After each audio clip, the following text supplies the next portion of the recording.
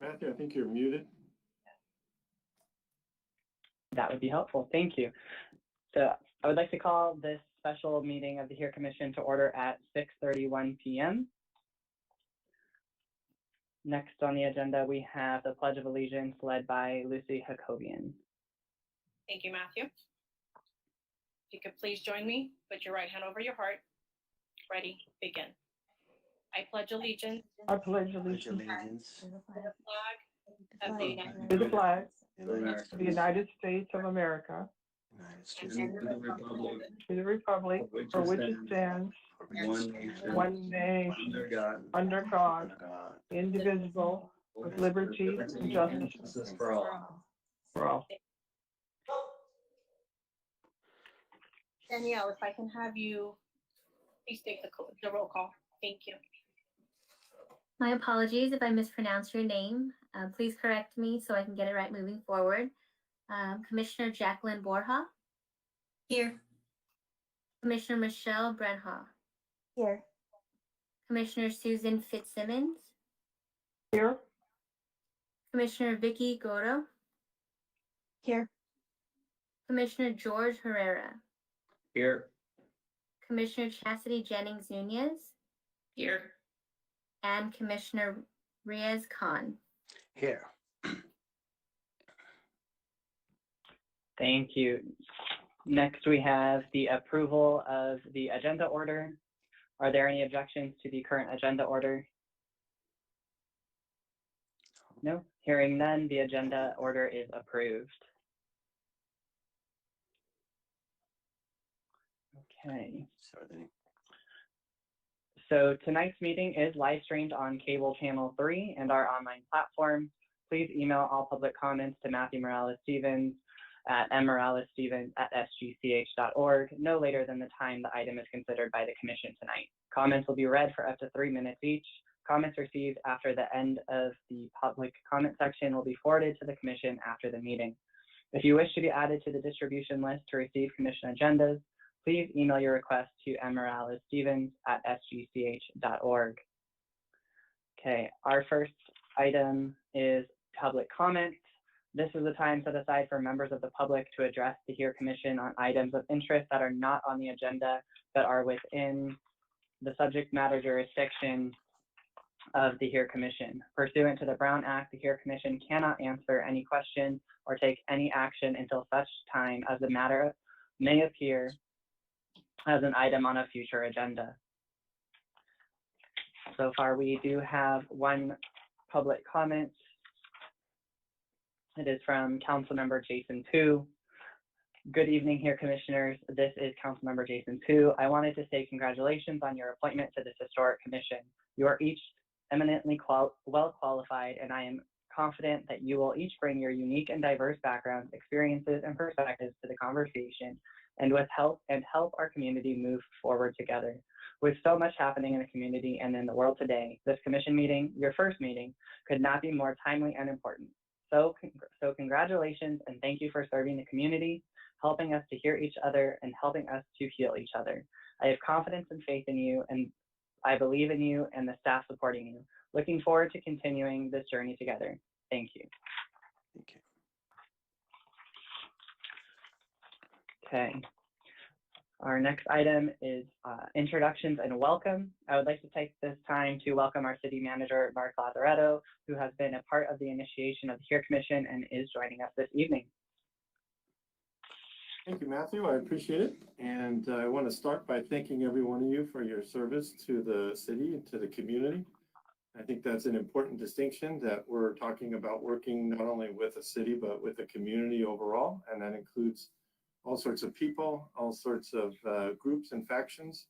And it's an amazing purview that you have before you to try and bring those folks together and do good. As Matthew said, I'm Mark Lazaretto. I'm the city manager for San Gabriel. I've been with the city for about 3 years.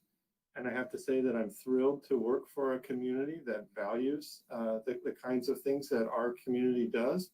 And I think this HERE Commission is proof that this is so important to our community And I salute the people who were courageous enough in the wake of the murder of George Floyd to come up with a commission like this. And I welcome the look that's going to happen to our community and our city as a municipal corporation. I do have a commitment to all of you that one of your purposes is to look at some of the functions and the policies and procedures in the city. And my commitment to you in speaking for all of the employees of San Gabriel is that we welcome any advice, any look into our way that we do things, and none of us will be defensive. All of us will be welcoming of suggestions and ways that we can improve and do better.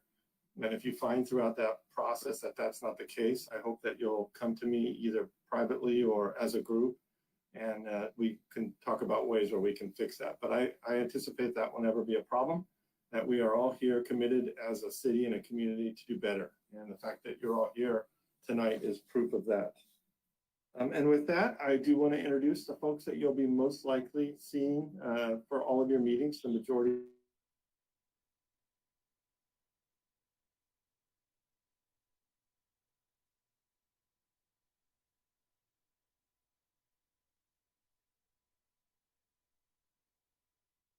Testing.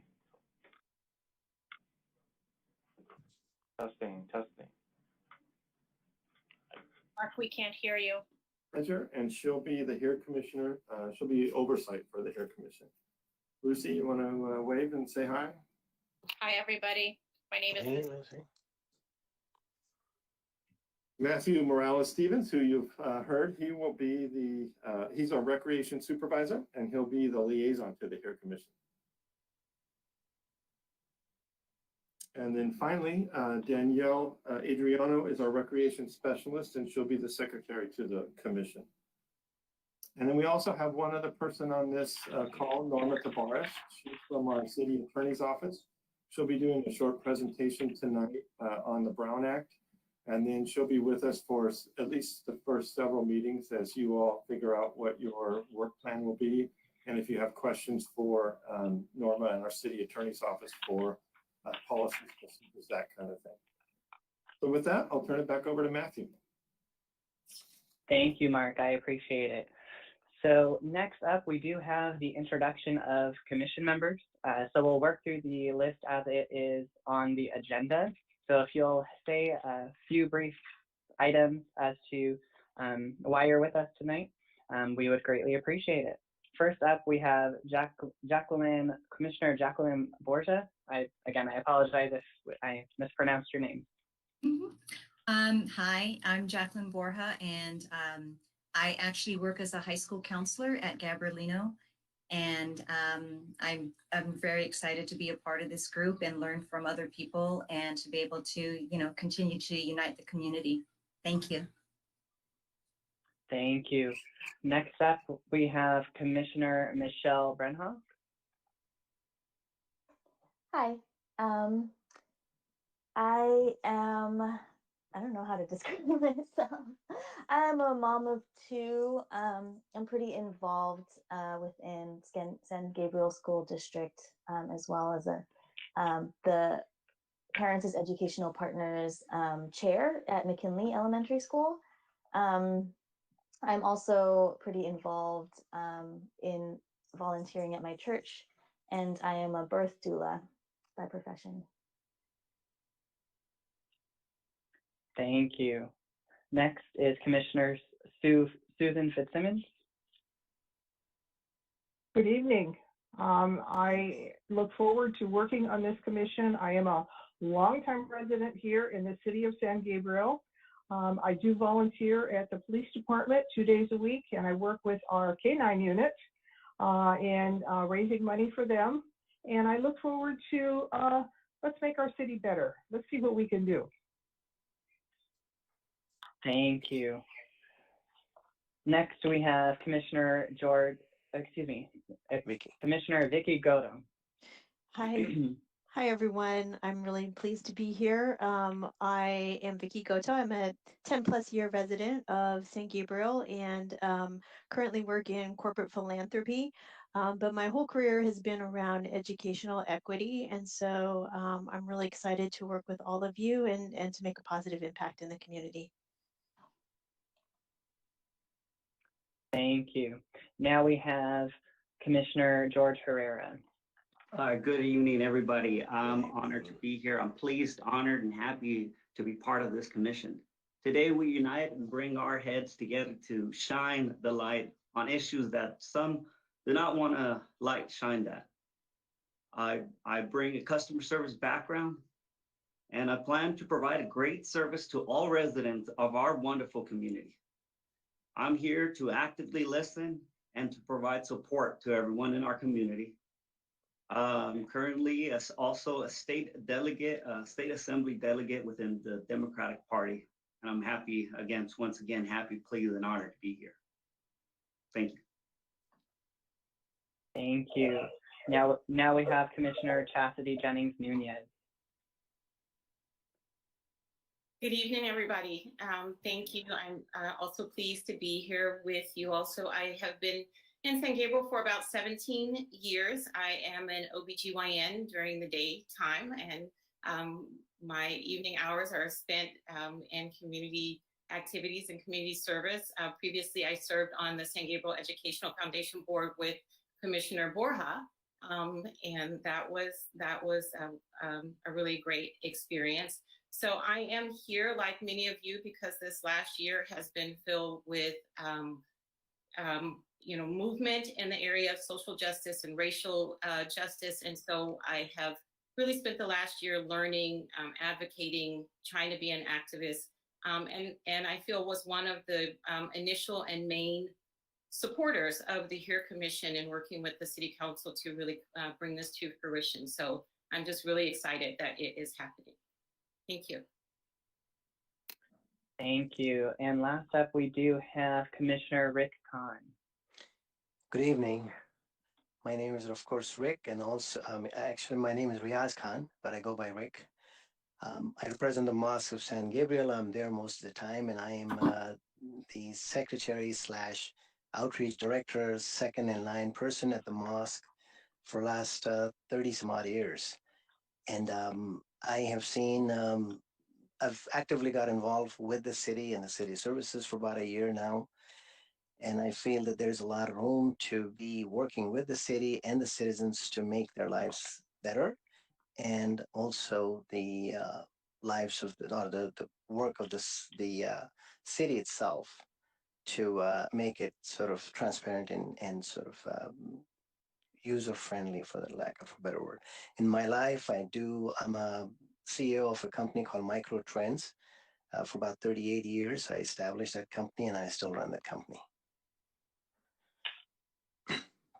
Thank you, Rick. We appreciate all of your comments.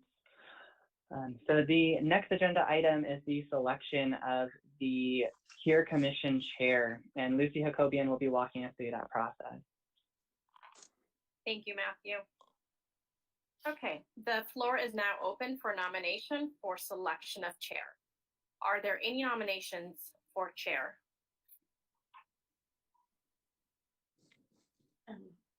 Chassidy was okay. Yes, I would actually like to put forth my own name as a nomination for chair of the commission. Okay. Nice. And are there any other nominations for chair? Commissioner Herrera? I would also like to nominate myself. Okay, thank you.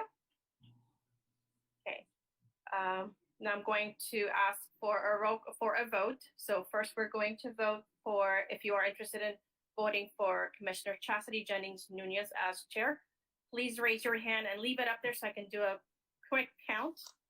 So I can look. I'm sorry, Lucy, before we go to a vote, can you just officially ask if there are any further nominations? Okay, yes, of course. Are there additional nominations for the chair position?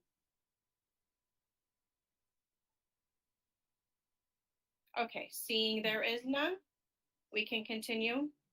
Okay. And Lucy, I'm sorry to interrupt as well, but if we're going to need to do voice votes so that people at home and the record can hear what's going on. Of course. Okay. for Chassidy Jennings Nunez, if you are voting for her for chair, please go ahead and raise your hand and do say your name for the record, please. Riaz Khan, or Rick Khan. Vicky, is that a vote Yes, for Chassidy? Well, Vicky. thank you. Thank you. Jackie Borja? Jackie, thank you. Michelle Michelle, Brenhaus. Mhm. thank you. And Chassidy. I'm voting for myself. Okay, perfect. So I do have 5 for the record. And for the record, can I just vote for her as well, since it sounds like a unanimous? Yes, of course. I will add you on, Mr. Herrera. Well, congratulations. Norma, is there a need to go to do a second round for Commissioner Herrera's as well? No, there is no need for that. Sounds like he's withdrawn his nomination, and so that motion would be moot at this point. Okay, perfect. So just for the record, we do have 6 nominations for calling Commissioner Chassidy Jennings Nunez as chair of the HERE Commission.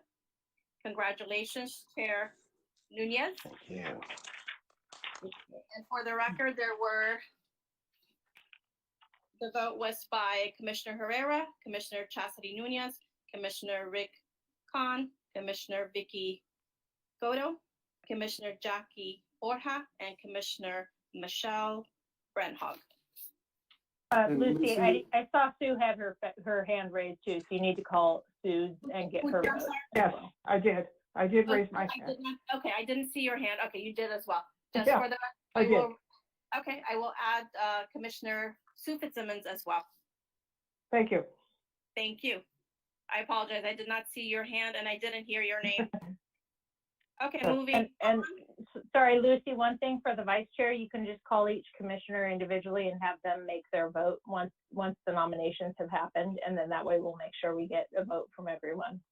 Okay, I'm gonna first off congratulate Chair Chassidy Jennings Nunez, and I will turn the meeting over to you for the conduct of the remainder of the meeting and the selection of our vice chair for the commission. Thank you, Lucy. So we're going to now have the selection of vice chair. The floor is now open for nominations for the selection of vice chair. Are there any nominations for vice chair? I'd like to nominate Commissioner Herrera. Thank you. Are there any additional nominations for vice chair? Sue? Yes, I am Sue Fitzsimmons. I would like to nominate myself All right. for vice chair. Thank you. So we have a second nomination for Commissioner Fitzsimmons. Are there any additional nominations for vice chair? So hearing none, I close the floor to nominations. Let's see. And now we need to take a vote. Yeah, we'll start with Commissioner Herrera. And Lucy, if you could, I guess, take the voice vote. Yes. Voice vote. Voice vote, yes. If I can please have the voice vote for vice chair for Commissioner Herrera. Yes, Jackie Borja. Thank you, Commissioner Borja. Are you going to call us, Lucy, or should we just call them? Okay, I can go ahead and call us, yes. Commissioner Brenhaus? I vote for Commissioner Herrera. Commissioner Fitzsimmons? I vote for myself. Chair Chassidy Jennings Nunez? For Commissioner Herrera. Commissioner Kahn? Well, I do too. I do vote for her, Commissioner Herrera. For her, okay, thank you. Commissioner Borja? Yes, for Commissioner Herrera. Thank you. And Commissioner Herrera? I do vote for myself as well. Thank you, everyone. I really appreciate you guys. Thank you. Lucy, also, this is Vicky Goto, also for Commissioner Herrera. Okay, yes, you are up next on my screen. Thank you. Oh, okay. All right. So after voting, congratulations, Vice Chair Commissioner Herrera. Thank you. So our next item is an overview of the Brown Act and other legal considerations from our presenter. Thank you, Thank you. Chair. Oh, I'm sorry, Matthew, go ahead. No, not a problem. So Norma Tabarez is with our city attorney's office, as Mark mentioned at the beginning of the meeting, and will provide an overview of the Brown Act, which guarantees the public's right to attend and participate in meetings of local legislative bodies. Other legal considerations related to meeting participation, attendance, and protocol will be addressed. So Norma, if you can lead us through. Yeah, we'll do. Matthew, are you going to help me move the slides forward? Adam will be doing it from his end. Okay, great, thanks. Yeah, so thank you, everybody. Just want to echo everybody else's sentiments and thank you for your service and stepping into the arena. Next slide, please. Yeah, so our objective for today, recognizing that all of you have already had ethics training, is really just to take a deeper dive into the Brown Act itself and some other transparency-related laws, with the goal that you are knowledgeable in order to comply with the transparency laws, as well as feeling empowered to run efficient and effective public meetings. Next slide.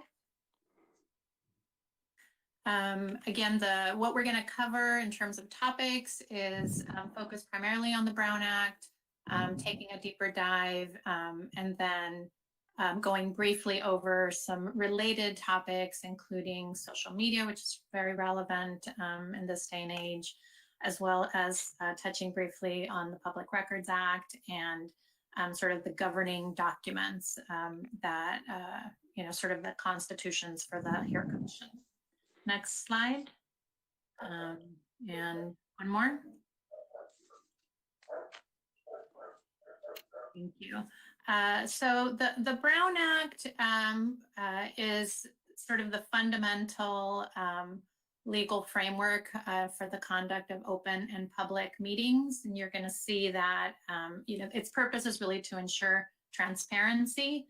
And those two words of open and public are recurring themes that will be you'll be hearing again and again. Next slide. The general rule of the Brown Act says that all meetings of a legislative body must be open and public, and that the body must ensure that the public has access to the meetings. Next slide.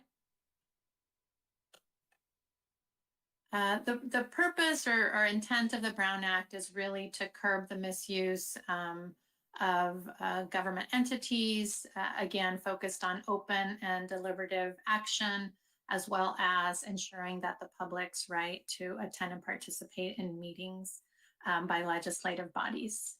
Next slide.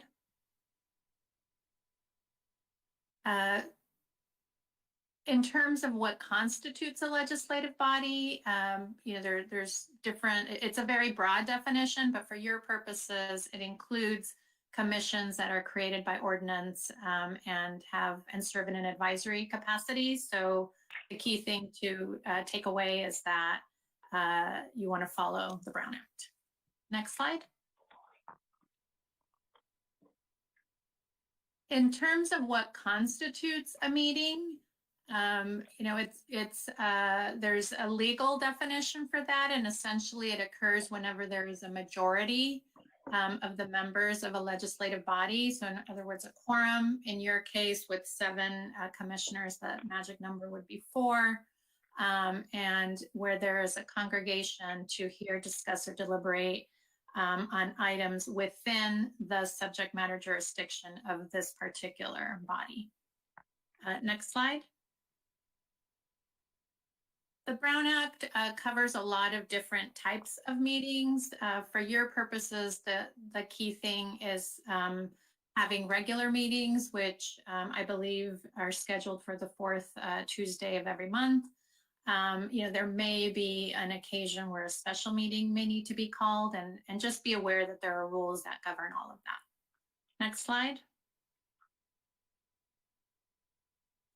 There are several exceptions to the definition of meeting or what constitutes a meeting, including things like individual contacts, conferences, community meetings, social and ceremonial events, where it could be that 4 or more members of this body would meet, but the key caveat to any of these exceptions is that no subject matter, no business is discussed or acted upon. Next slide.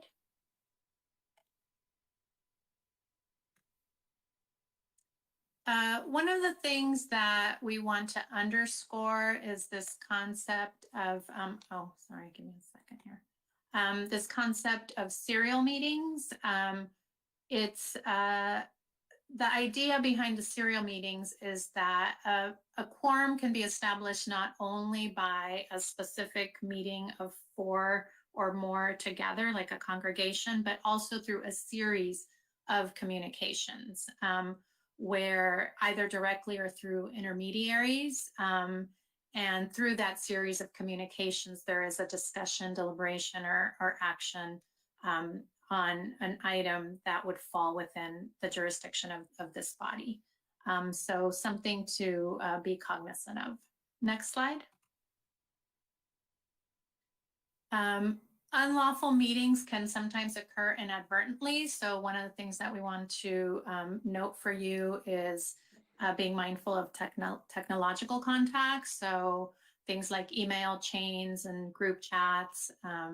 So, just knowing that when we're talking about meetings, we don't necessarily, or under the Brown Act, that doesn't mean exclusively in person. Next slide. The 2 types of typical serial meetings that are typically contemplated or colloquially named are daisy chain and hub and scope. A daisy chain would occur where we have, Commissioner A speaking to Commissioner B, who then transmits information to Commissioner C, and so on. So that's the way that serial meeting would manifest. And then the alternative way would be the hub and scope, where you have a single person as intermediary or acting as the point person and talking one-on-one to people, but where it's revealing of what other people's positions are. So these are no-nos, essentially. Next slide.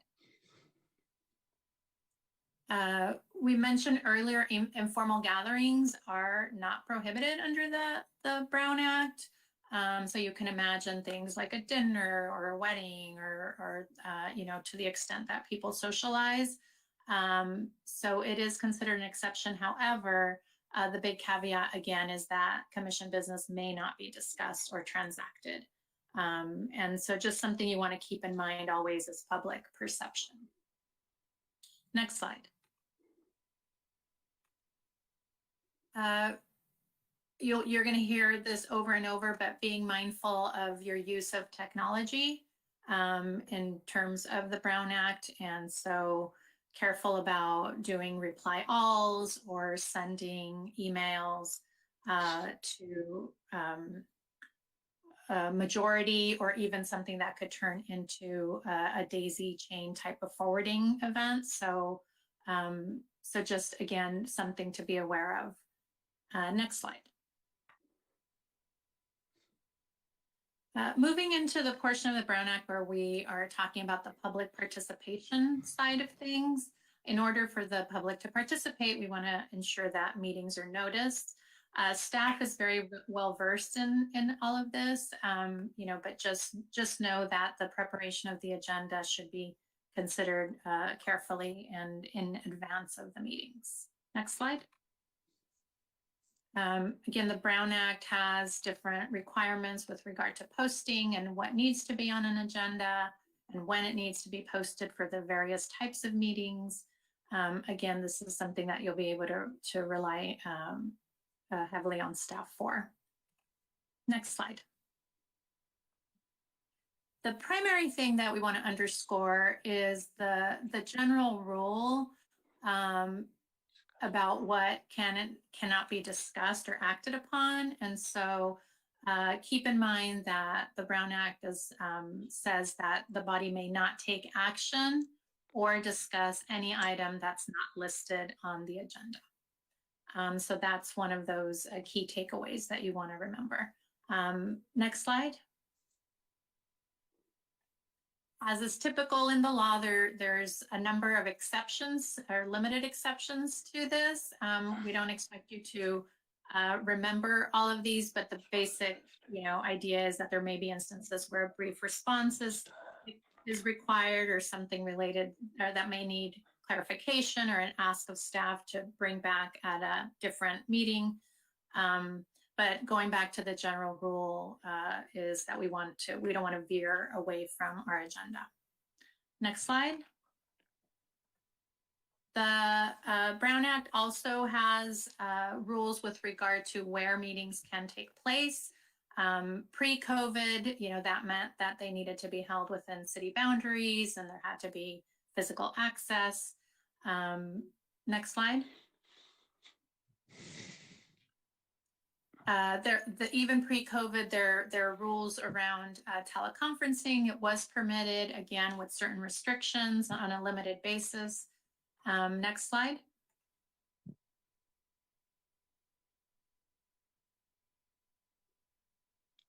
Next slide, please.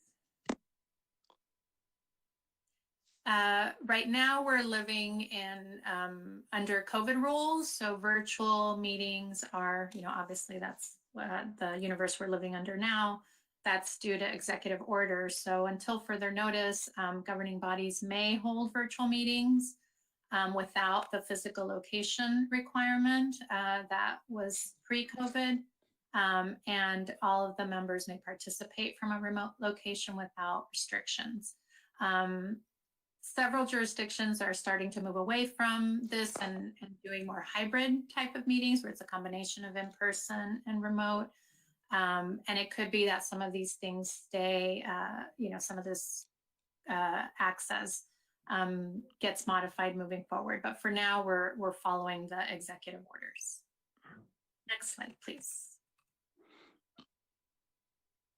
The goal of notice and posting is, again, public participation. We want to make sure that we allow the public an opportunity to address the body on subjects that the body is responsible for, in this case, the commission, as well as items that are specifically under consideration during that meeting. Next slide. Public participation is not, it's broad, but it's not absolute. It's not the type of thing where we're going to get into a Q&A or back and forth. We want to be respectful that people's right to speak also includes the right to be critical. So that's something that, I think people that are public servants learn to develop somewhat of a thick skin, I suppose. So just keep that in mind, that the right to speak includes the right to criticize. There's a line that gets drawn between, even behavior that could be considered offensive. And the Brown Act does provide for the ability to remove someone if they're disruptive. That's not something that is like common practice. But just know that it is a tool that's available. And again, in terms of reasonable limits to public participation, one of those limits are time limits. And so typically under city policies, individuals are limited to, there's like the 3-minute rule on speaking on a particular topic. Next slide. Closed sessions are not necessarily something that that the commission would engage in. This is a very limited exception to, the Brown Act, which is all about transparency, open and public. the legislature determined that there are some key areas that it would actually be in the public's interest to preserve confidentiality, things like personnel issues, litigation, negotiating, real estate acquisitions. But again, this is something just to be aware of, but wouldn't necessarily be something that the commission would include. Next slide, please. Going back to our initial objective, we want you to comply with the Brown Act, but just know that should there not be non-compliance, there are some sanctions, remedies, penalties that are baked into the law. Next slide. Bottom line, again, those two key words, open, public, it's all about transparency. And so to the extent something does involve a majority of the body, it's going to trigger Brown Act open meeting requirements. Okay, next slide. Oh, sorry, one more. Thank you. So the Brown Act and social media. So there was a recent law that sort of added a layer of social media to the Brown Act. This is an evolving area of the law, and there are certainly blurred lines and First Amendment issues that arise. But as a general, so we're going to be focused more on like what are the general rules and parameters, like guardrails that you want to follow. Number one, public officials under AB 992 can communicate on social media with regard to answering questions, providing information, and soliciting information from the public. So consider those the do's. Next slide. In terms of the don'ts, public officials are prohibited from discussing among themselves on any social media platform. And again, the narrowing element there is subject matter jurisdiction within the body. So what that translates to is you don't want to respond directly to any member of this commission when they post, share, like make any sort of communication on a social media platform. Those would include things such as likes, emojis, shared posts, etc. And the concern here is that it could lead to a violation of serial meetings because people are essentially expressing their preference for an opinion or a side, or they're showing their cards, so to speak. So that's one of those no-nos. Okay. So let's see. Social media platforms are defined very broadly. You'll see we're talking about all the usual suspects: Facebook, Twitter, Instagram. I can't keep track with all of the social media that my kids use, so I'm sure there's plenty of things up that haven't been invented yet. But just know that it includes pretty much everything, including forums, chat rooms, blogs, etc. And then this is a segue into talking about the Public Records Act, but just know that generally speaking, the public cannot be blocked from a social media platform by a public official. That's something that the courts have landed on. That's something that the platform itself should regulate. Next slide. Ms. Tavares, can I ask a question? Is this Oh yeah, sure. Yeah, I'll pause there. Yes. Yeah, just two questions. So let's say if I was Facebook friends with Commissioner Borja, are you saying that it is better for us not to be Facebook friends in case, so that I'm not tempted to, reply like whatever any of her posts on a personal level? And then do you recommend that we also have a social media presence kind of separate from our personal ones, as in our commissioner identity that we would use separately? And does it matter, I guess? Yeah, that's an excellent question and very, very relevant. So To the first point, I would say no, it doesn't mean that you can't be Facebook friends or follow each other on your respective social media platforms. The limitation, going back to the subject matter within this commission. So to the extent somebody posts a baby picture and you do a like and, or a happy face or whatever it is, commenting, that would be fine. That's not what the Brown Act is concerned about. The Brown Act is concerned about, if somebody posts something that is related to equity and race and all of the things that this body is concerned about, human relations, et cetera, there we're getting into subject matter jurisdiction of this body. And so that's where the prohibition would come in or would get triggered. That's on the first part of your question. With regard to the second part of your question, and I was going to touch on this with regard to the Public Records Act, but best practice is typically that there's a separation, like to borrow a term from the corporate world, like not piercing the veil. And so having a separation to the extent that public officials want to engage with the public in their official capacity versus their personal capacity, then yes. Those who choose to can create a separate account in their official capacity. The best practice is to keep those two things separate, like keeping the personal, and then the official. And then even on the official side, again, sort of keeping it narrow to the sharing of information. And, it's not the place where we're, rebel rousing and stating, hard and fast opinions about things. It's a more of a, this is what the HERE Commission is working on. What do you think about this topic? That sort of thing. Or this is what we've accomplished. That's more of the tone of what that official platform might look like or account.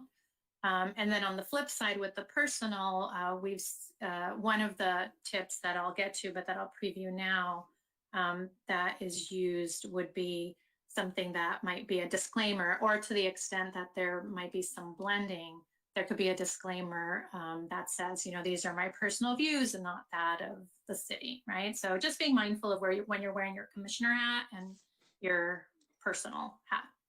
And again, these are complex issues that haven't been sorted out. The law really hasn't caught up with reality. So, just a big dose of common sense is really helpful. I also have a question. Is that okay? Yeah, sure. About the not blocking members of the public. Is that also like divided between personal and like official capacities? Like if you have your own personal social media and you block people for a specific reason, or are you still not allowed to do that? Yeah, that's why it's really helpful to have the separation, because to the extent that you're mixing the two, then it could be that you've sort of corrupted your personal account and it could be treated as a public forum, which then the prohibition would apply.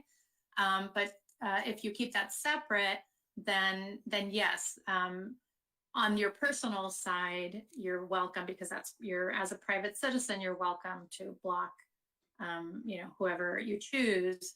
But in your official capacity, that's where you want to be mindful about the not blocking rules.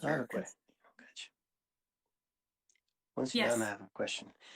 So would that, so officials or the commissioners not speaking themselves besides the business time or besides the business, then if we have a social platform, would that, if you were going to invite, just like you said, you can promote the commission, then that means you probably want to have a page or social page if it's by itself, and that would be accessible, and maybe comments can come and go from people rather than just individual it just kind of creates a little friction between the members not talk. Of course, they will not talk the business, but at the same time, if you're going to promote something, how would that happen?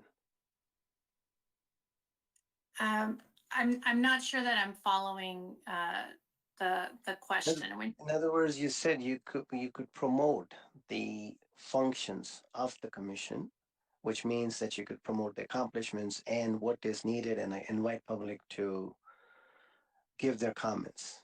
Mhm. How would that forum look like? Is that under the commission, or it's under personal, or under some member running their personal, running an official commission's account? I mean, Yeah, so it would be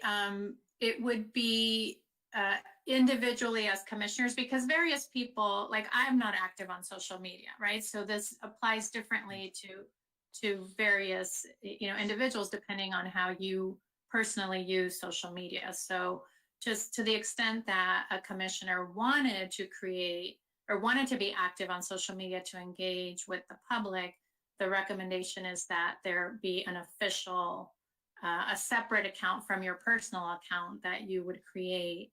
Let's say, 2 or 3 of you decided that that was something that you were interested in because that's the way you use social media. So that then you each individually would have that opportunity. Mark, I'm going to let you weigh in on here in terms of like whether there's an official city platform as well that, because I also don't want to splinter off into like 7 different voices.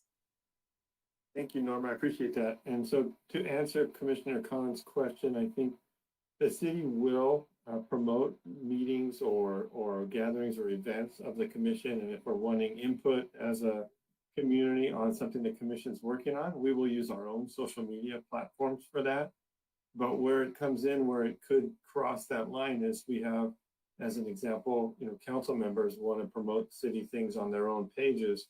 And most of them have created their own council member page separate from their social media accounts because of what some of the concerns that Norma talked about.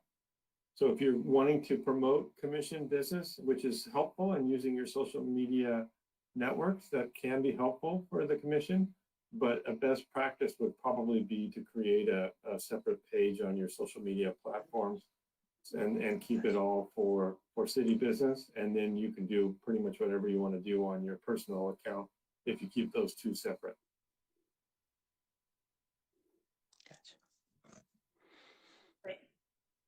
Okay.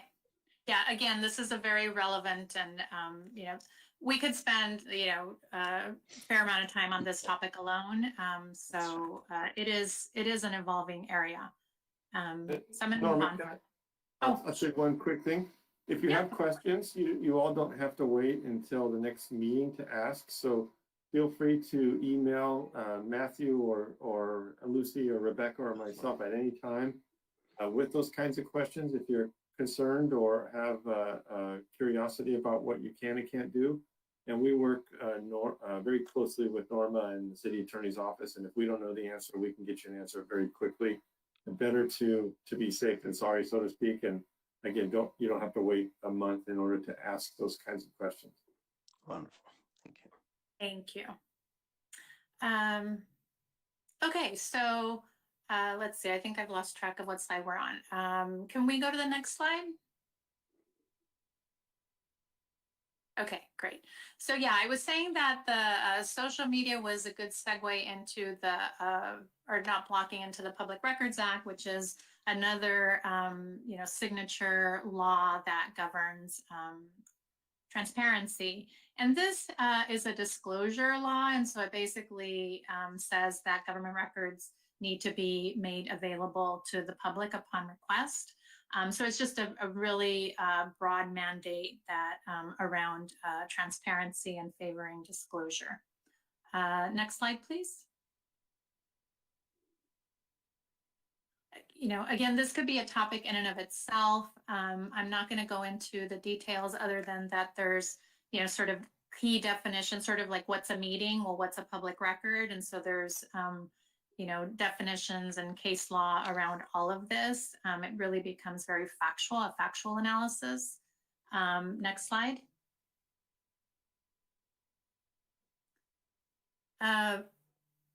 In terms of who can request, pretty much anybody can ask to inspect or see a copy or get a copy of a public record, and the city or agency does have a duty to respond. There's, all laid out in the Public Records Act, but not a duty to create.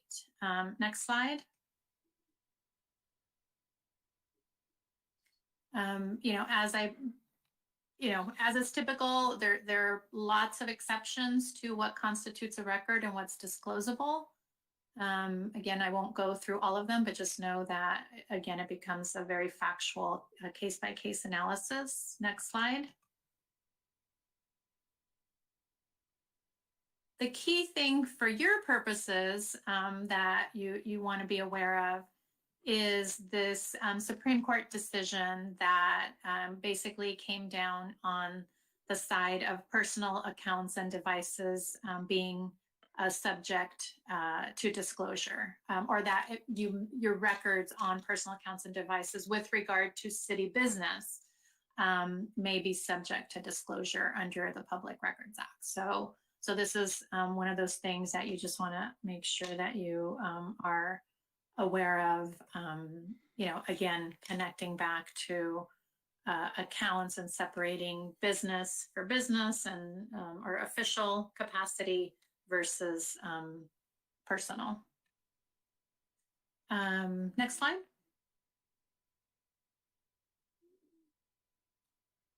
Here again, there are lots of social media considerations with regard to the Public Records Act. If there is a request, that means that these, again, personal items or accounts may be subject to disclosure. And so, there's some, again, do's and don'ts, some practical pointers or considerations. This is where the idea of not deleting comments, not blocking people, I like to take, sort of that old adage about measure twice and cut once with regard to social media and, decisions about what to post and tweet and share, et cetera. So, just using common sense.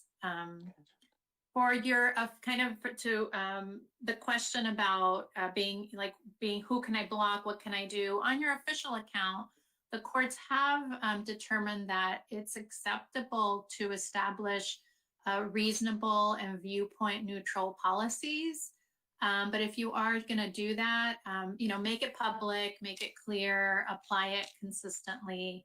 We all know that sometimes social media can get a little ugly. So there are things that you can potentially ban, like true threats, but not just simple criticism or offensive language, etc.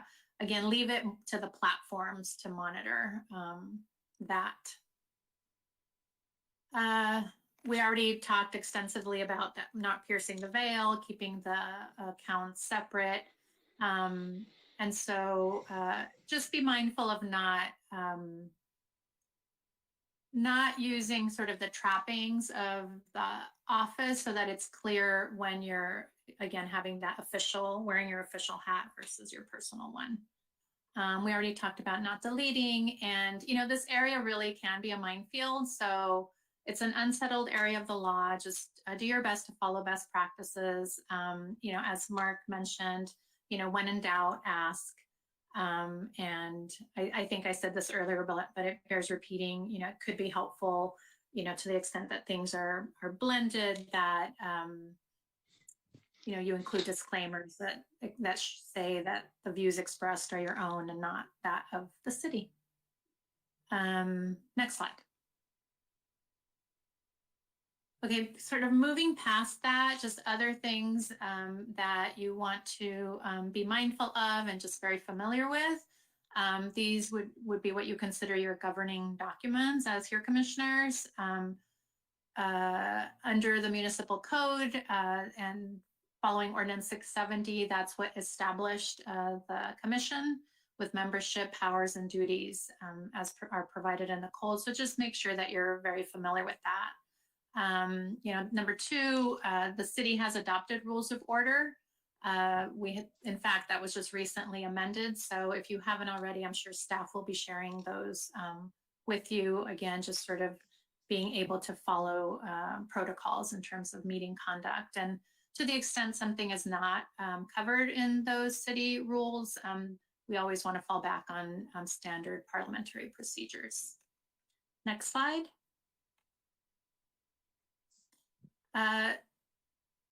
So this is laid out in the city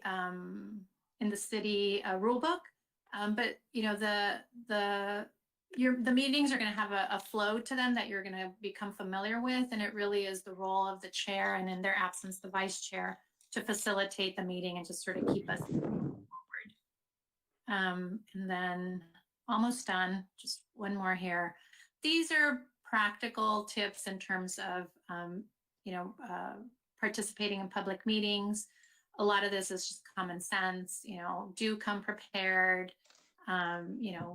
be courteous, sort of not talking over each other, being open-minded to ideas, information, opinions, just general rules of civility apply. I like to say, being hard on the problem, not the people. So I think those are just general rules to follow. And then last slide.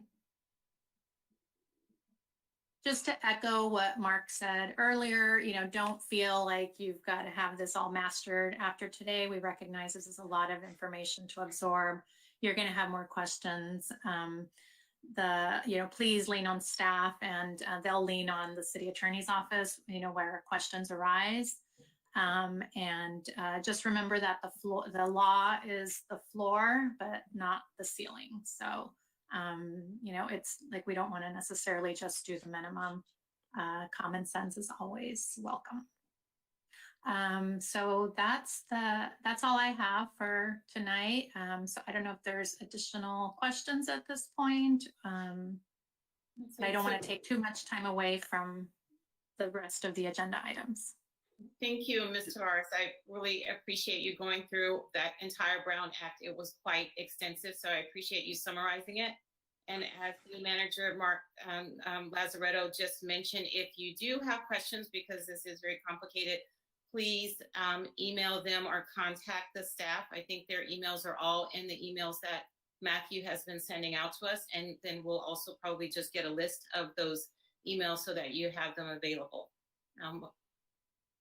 Unless there are any pressing questions for right now, our next item will require a little bit of discussion.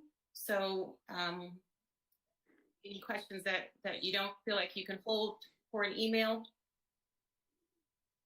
No, I think. Thank you so much, Mr. Ars. Thank you. So Thank you. our next item of discussion is the development of an annual work plan. So I'm going to turn it over to our staff to introduce a work plan. Thank you, Chair Jennings Nunez. We appreciate it. You're already off to a great start, so thank you.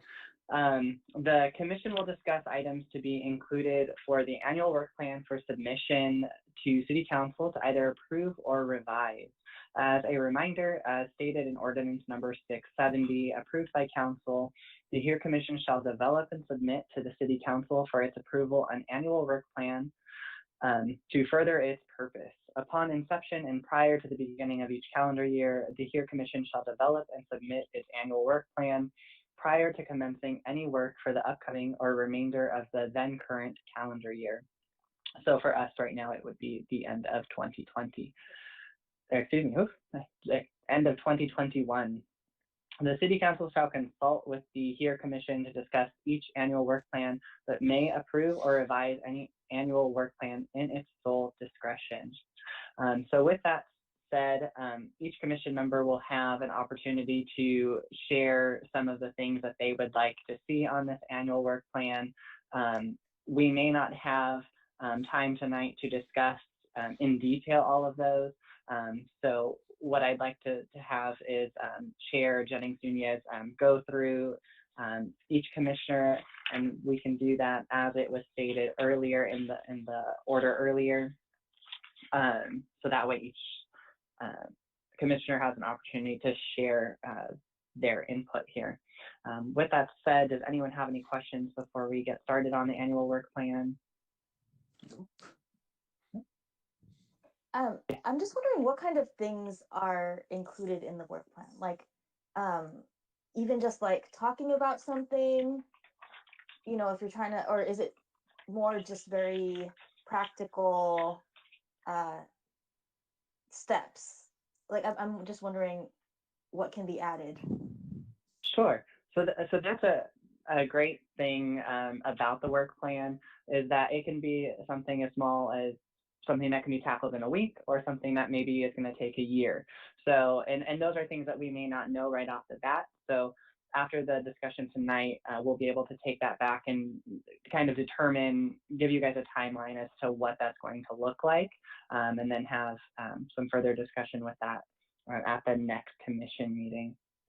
But it is important to think of things that are specific to the city of San Gabriel and specific to the HERE Commission's purpose. So we want to make sure that we're looking at exactly what the HERE Commission stands for, so human, equity, access, and relations. So anything that falls under that umbrella is something that could potentially be included in the annual work plan. So I hope that clarifies your question. Thank you, Matthew. And you can just call me Jennings, since you don't have to hyphenate the whole thing. Okay, great. Thank you. You're welcome. So as Matthew said, it will be easiest just to go through each of us, and I would say maybe take 3 or 4 minutes to present your ideas for a work plan. As Commissioner Brenhaus said, it can be kind of general categories at this point, or it can be a very specific item, and Matthew's going to work with that and bring it back to our next commission meeting for us to maybe hone it up or hone it down a little bit. So we'll start with Commissioner Borja. Hi, I guess I'm always going to be going first, right? Just kidding. I can start from the bottom and go up sometimes. No, no, it's okay. So a couple of ideas that I had were some large and some of them are small, but having panel workshops with various people to discuss various issues. I know that I had attended one that was very eye-opening, you know, during the 1990s, the riots then. And then maybe even establishing a youth commission as well, right? Or youth advisory board. Having a resource page where, you know, people can go for more information. An events page, and an events page could be, for example, I like to attend book readings through the LA Public Library, and sometimes they'll have topics on certain things. And so just being able to put in the link there and share it with others in the community would be great. And then things like training. I used to attend a lot of training workshops from the National Conference for Community and Justice, and I thought something like that. Those are just a couple of ideas. Thank you. And so the resource and events and training would be around diversity and inclusion, that idea. Absolutely, absolutely. Excellent. Any other comments, Commissioner Borja? Okay. So Commissioner Brenhaus? Okay, so a couple of the things that I was thinking about is how to get information. So I was looking at like the social media postings for the city, and I feel like it's not like super up to the minute updated. There's not that many postings. I feel like social media is a great way to get information out, not maybe to everybody, but I think it's an easy way for people to see what's going on. I really do like the council member Menchaca's newsletters that go out. I feel like they're just super informative and kind of like current. So I feel like places that just have current information, and they can just be like really short blurbs of things that are going on. I think also like a couple days ago, I had seen, the person that owns Nomad Ice Pops posting on his Instagram that they were offering vaccines at the Mission Playhouse.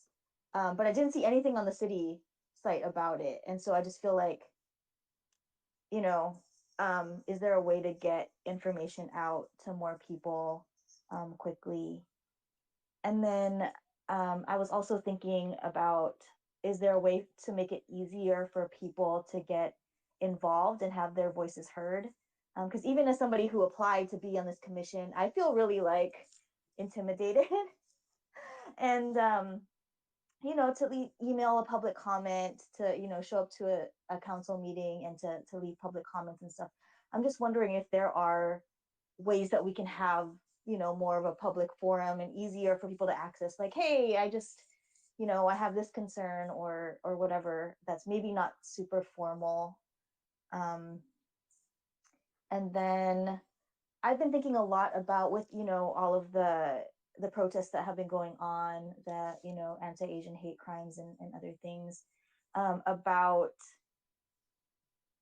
I mean, this is more of like an idealistic way of thinking about things, but thinking about how to do things at a real community level, versus we have these structures where it's kind of like a governing body, and like you have police, you have like these other entities, but like what does it look like to have like a community of people who are really like looking out for each other and getting involved and really engaged? So I'm just wondering like what we can do on the community engagement side in that way, and like have people like really care about each other and the concerns of each other. And I also feel like I really care about like mental health awareness. And so kind of going on with Commissioner Borja's talk about like a resource page, if there are ways that we can build up like mental health resources also within the city or locally. Great, thank you. So I heard increasing our social media utilization, increasing community outreach and education, providing the community with a forum for participation, increasing community engagement. I think I said that already. And then a concentration on mental health in our community. Yes, thank you. Next will be Commissioner Fitzsimmons. Yes, hi. In going along with the same thing what Michelle was saying, I would like to see maybe if we could have some community engagement with the young people, the schools, let the young people talk, because they have a lot to say. They have a lot to give back to the community. If we can have some maybe forums for them, because I know they're concerned about a lot of hate crimes, a lot of bullying that goes on in the schools. We need to be addressing this. Even engage with the high school students. Let's have some panels. Let's talk to them, and let's us be visible to them and say, hey, look, we're coming to your level. We want to help you. And hopefully, if the young people will take this home to their families will feel more comfortable coming to, if we have a forum for the adults, maybe at the rec center or something like that, that we can come and talk about what their issues are. But I think the big thing is, if we can touch the young people, I think we're gonna find that it's gonna be very eye-opening to see what they have to say. Thank you, Commissioner Fitzsimmons. So similar to what Commissioner Borja was saying was, I'm trying to take notes, but just including our youth in civil engagement and participation, and that is a good bridge to getting our adults to participate as well. So correct. That's one. Yeah, thank you. Next would be Commissioner Godo. Yes, I think we're going to have a lot of alignment, because number one on my list was also for us to be able to establish a youth voice to this commission. I think, as all the previous commissioners have mentioned, that it's important for them to also be a part of this discussion. And just as my fellow commissioners have stated, you know, they have important input and feedback, and I hope that we can establish a way for them to be a part of the process as well. I think one of the other things that I had been thinking about is possibly determining with our community sort of what is the perception of equity in the city. If there was a way for us to survey our community or get a baseline so that we can understand where we are and maybe where we need to go.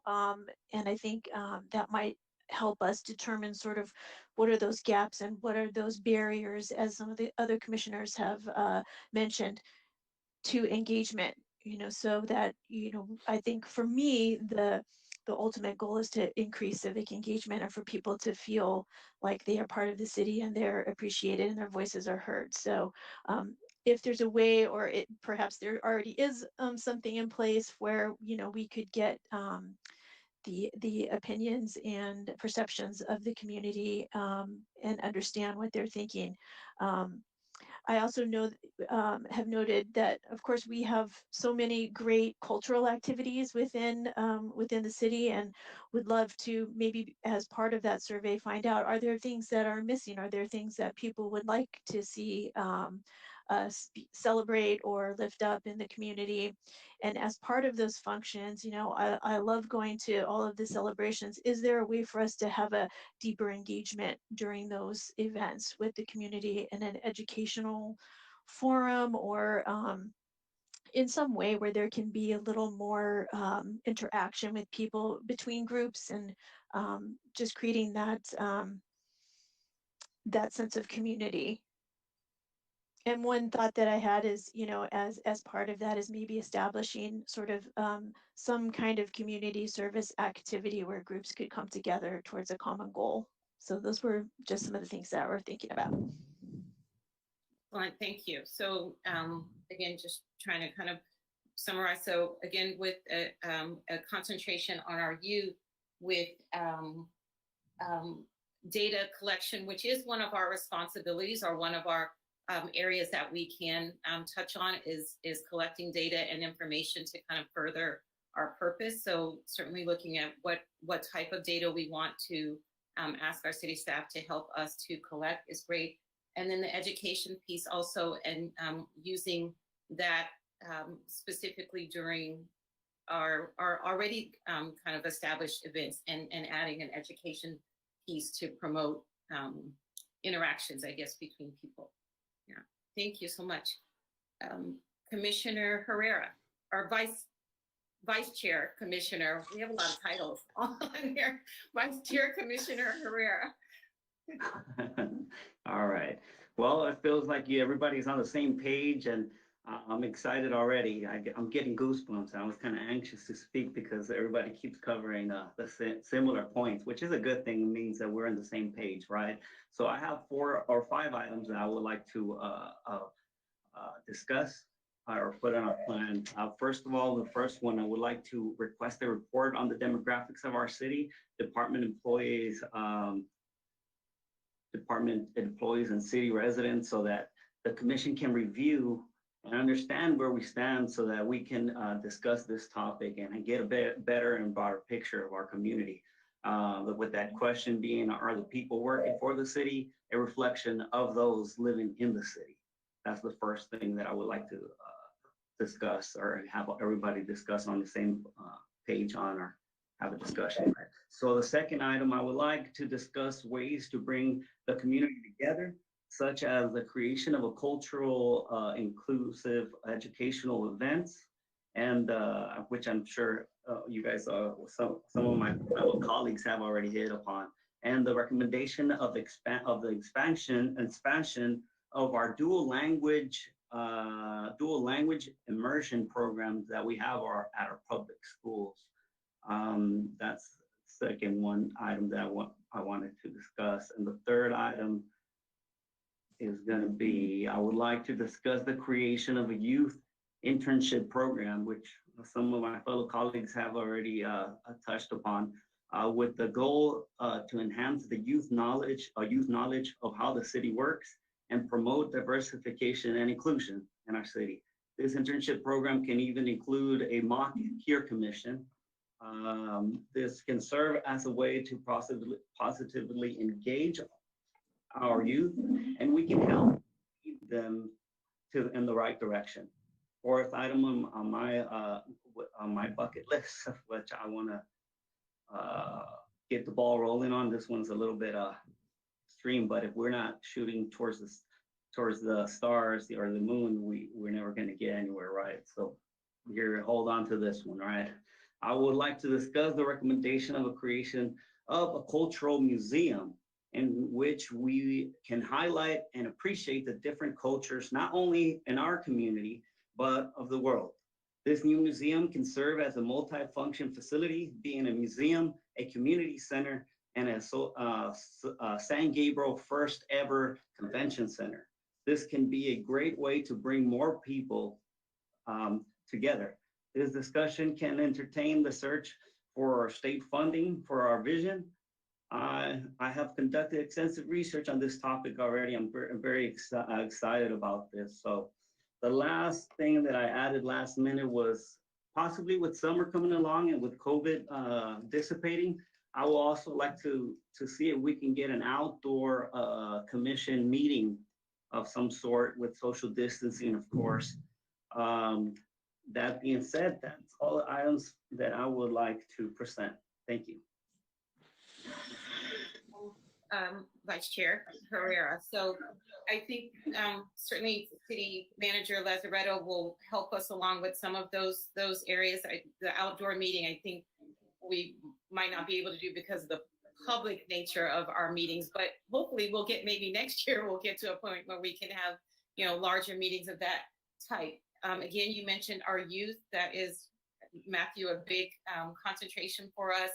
The demographics that Vice Chair Herrera mentioned, so more data collection, but specifically in the area around our city employees and diversity in that area. And then, you know, as you said, if we're going to dream big. And so Vice Chair Herrera did give us that recommendation and has more information on it as well. And it sounds like a partnership, which we also have been charged to perform with other commissions. You know, partnership with the Community Services Commission, really, a lot of our ideas seem to lend itself to working with that commission as well. Thank you. I'm going to go last because I get to speak the most. So, Commissioner Kahn. It's a little getting used to now being called Commissioner Kahn. Thank you.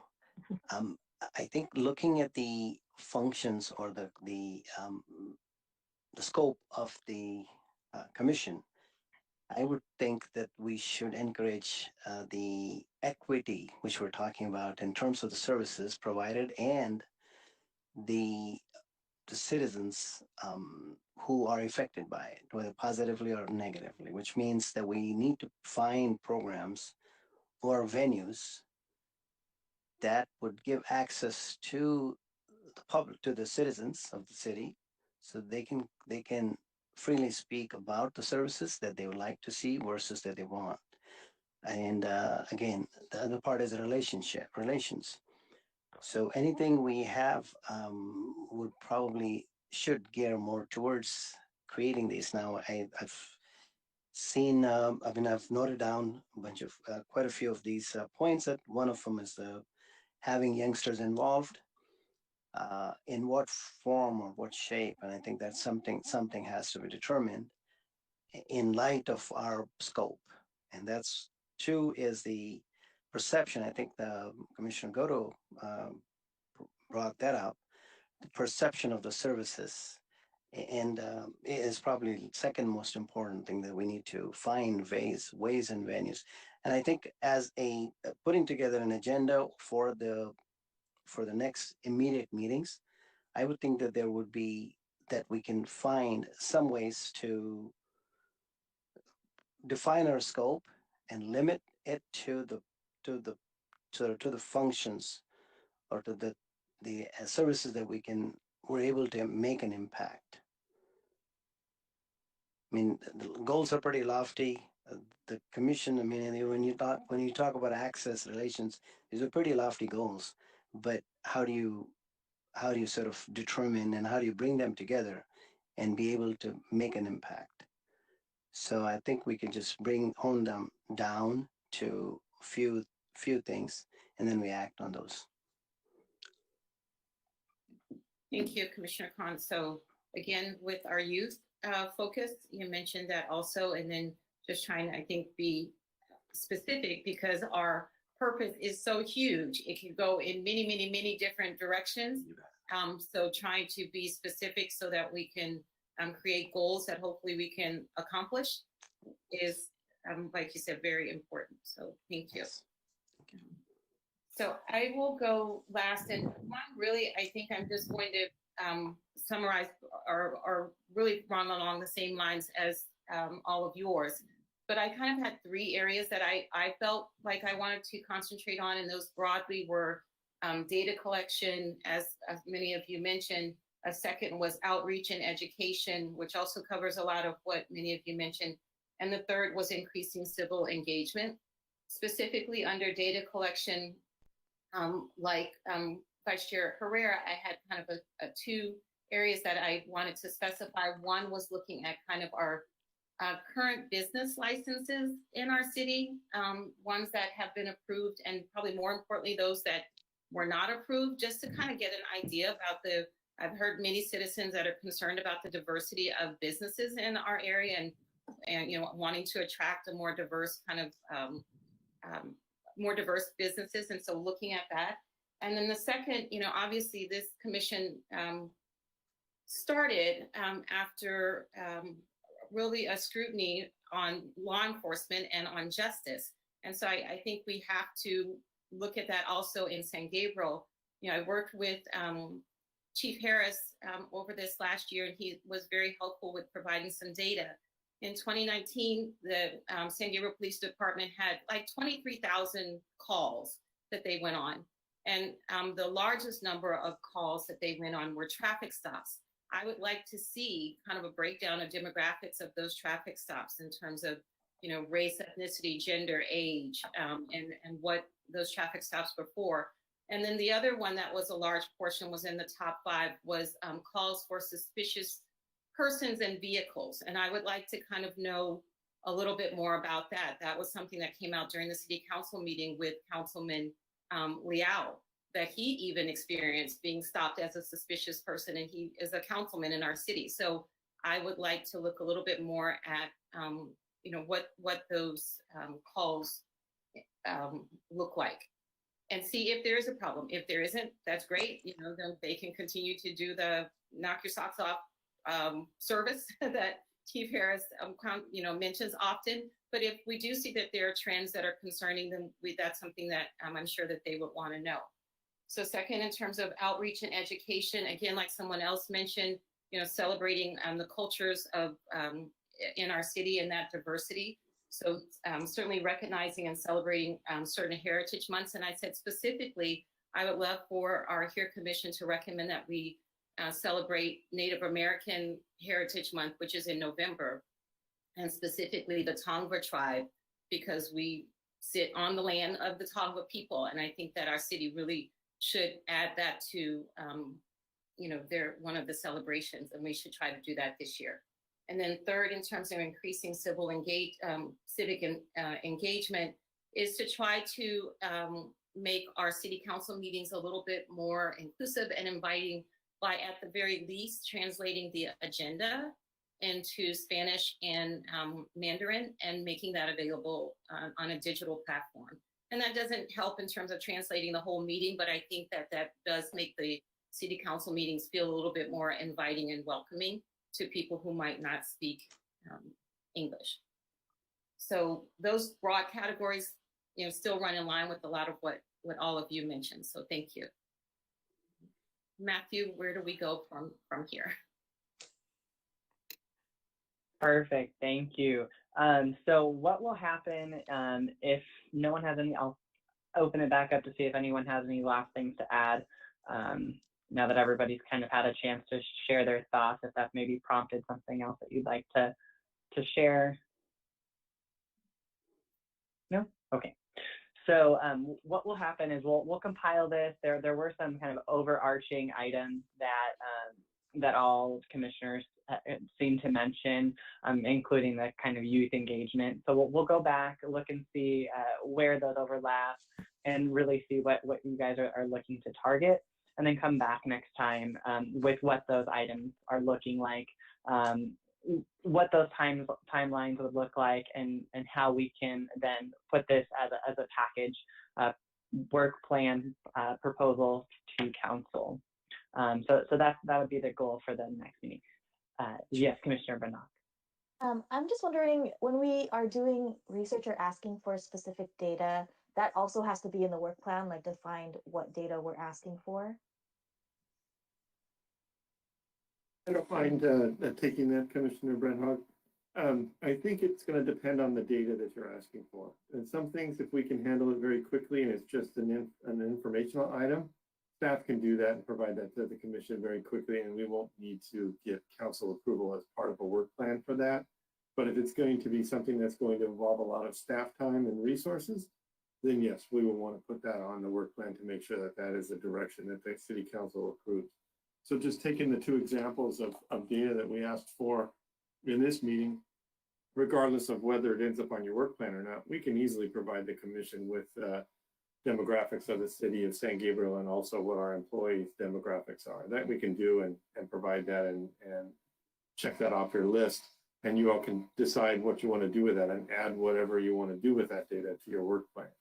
As far as the information that Chair Jennings is asking for, that's going to take some work, and that would be something you would put on the work plan, and the council would decide whether that's a direction they want you all to go and the direction that they want staff to take for providing that data. Did that answer the question? Yep.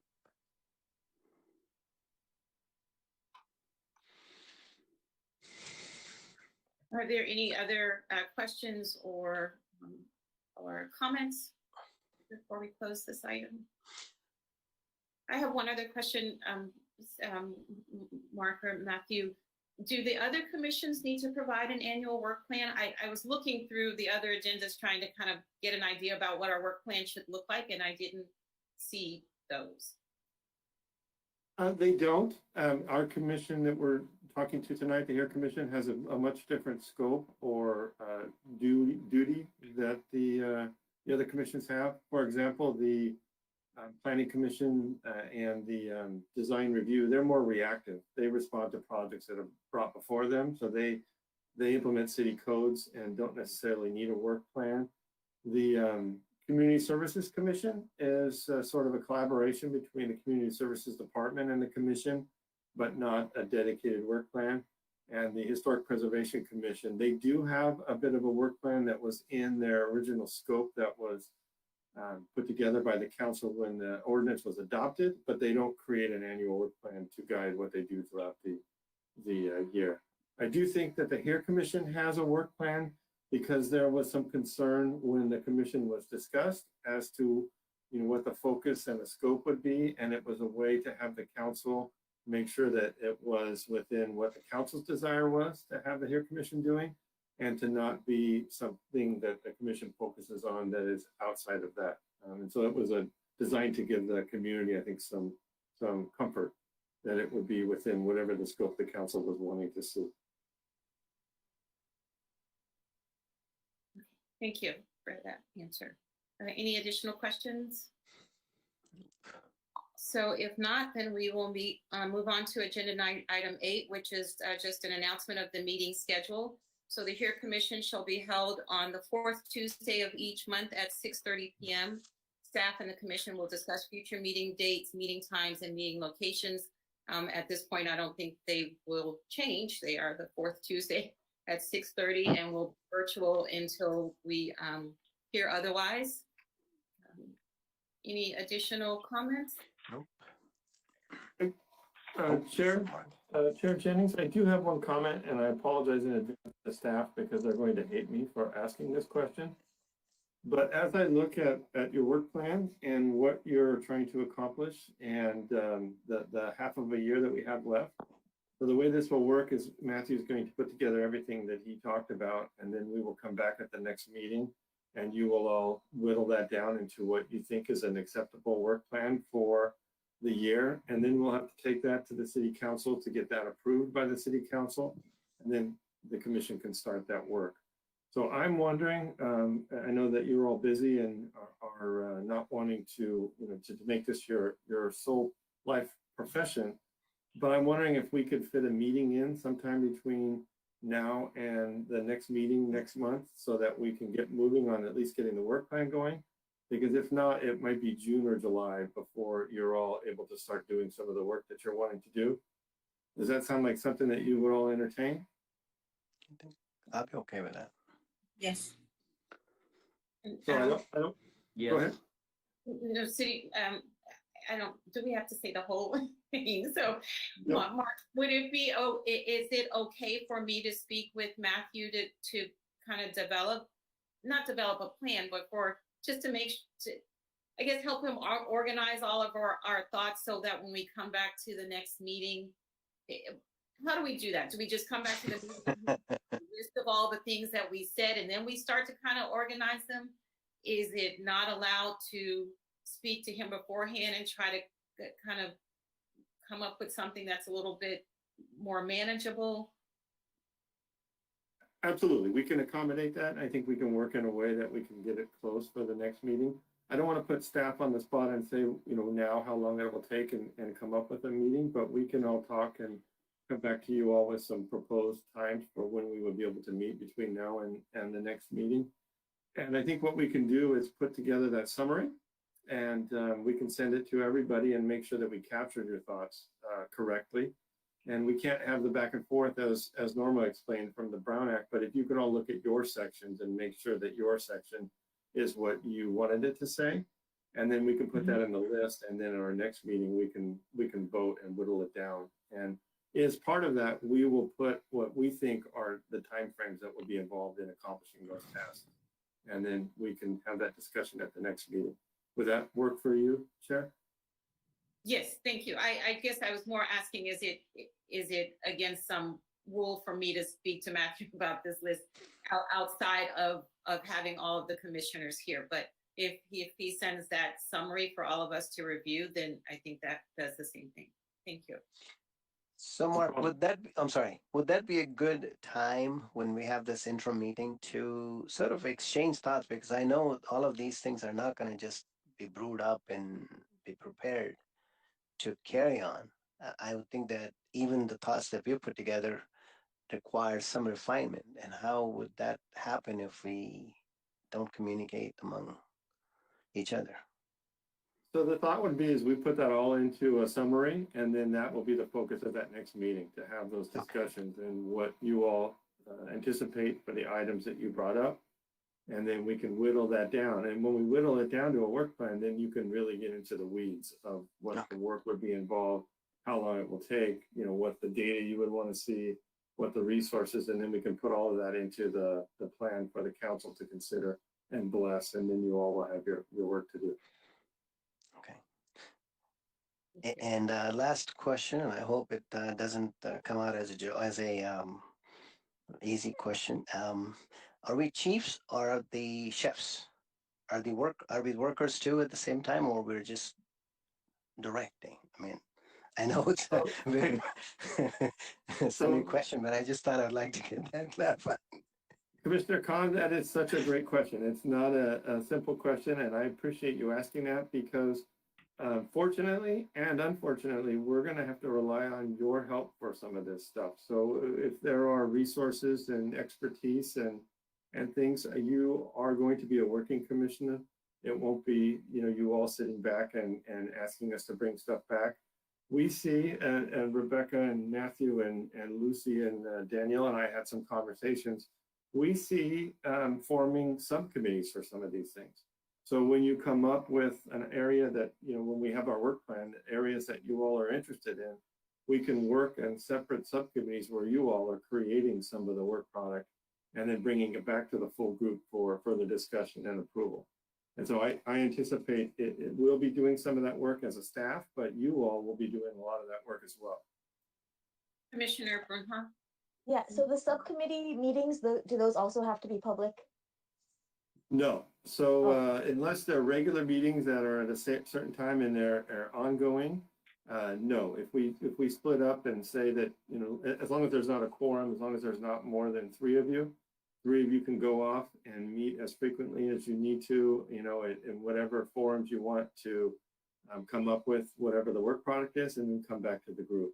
If we have standing, you know, long-term subcommittees, then yes, those kinds of things need to be noticed and public, but I don't anticipate that we'll have many of those. I anticipate we'll have more of what we call an ad hoc subcommittee that's able to work separately, similar to what the Hear Commission subcommittee did as a city council. Perfect. Thank you. Okay.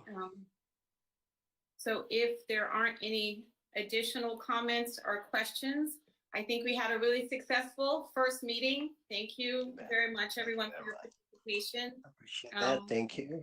And thank you for the patience. And Norma has explained a whole lot of laws today. So we just need to take some time to grasp them together too. So the next regular commission meeting will be held on Tuesday, May 25th at 6:30 p.m. And we will adjourn tonight's meeting at 8:08 p.m. Thank you, everyone. Perfect. Thanks a lot. Good night. Thank you. Thank Good night. Good night.